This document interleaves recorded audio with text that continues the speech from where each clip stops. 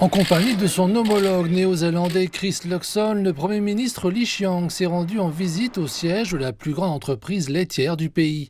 Le directeur général de l'entreprise a présenté à M. Li une gamme de produits laitiers innovants et a rendu hommage à l'industrie laitière émergente chinoise. Au cours des 20 dernières années, nous avons assisté à l'arrivée à maturité de l'industrie laitière chinoise qui est devenue de classe mondiale à bien des égards. Nous sommes fiers de faire partie de cette aventure.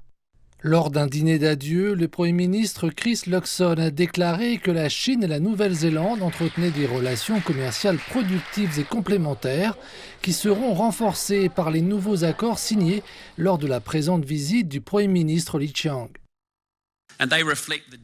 Et il reflète la profondeur et l'étendue de nos échanges commerciaux et de nos relations économiques. Il souligne également les opportunités continues de croissance et d'innovation. Ces liens s'étendent à l'appétit croissant de la Nouvelle-Zélande pour les véhicules électriques fabriqués en Chine. L'investissement de Fonterra dans l'innovation comprend un fort accent sur l'énergie renouvelable. Cela a conduit à l'achat de camions-citernes à lait électrique fabriqués par la plus grande entreprise manufacturière chinoise. La délégation de haut niveau du Premier ministre Li Qiang comprenait 8 ministres de premier plan. L'accent a été mis sur le rétablissement des relations éducatives qui avaient été interrompues par la pandémie de Covid-19.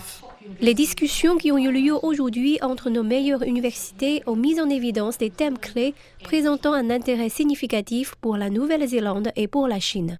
Il s'agit maintenant de tirer parti des nouvelles relations nouées lors de la visite du Premier ministre Li. Ce que nous envisageons, c'est la possibilité pour les deux pays, qui ont toujours été bien connectés, de trouver de nouveaux domaines d'activité. Et je pense que c'est un horizon très prometteur.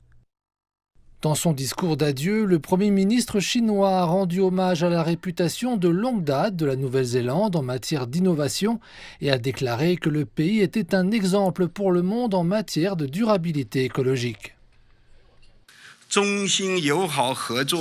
Les résultats fructueux de notre coopération amicale ont non seulement généré des avantages tangibles pour nos peuples, mais ils ont également grandement contribué à la prospérité et à la stabilité de la région et au-delà.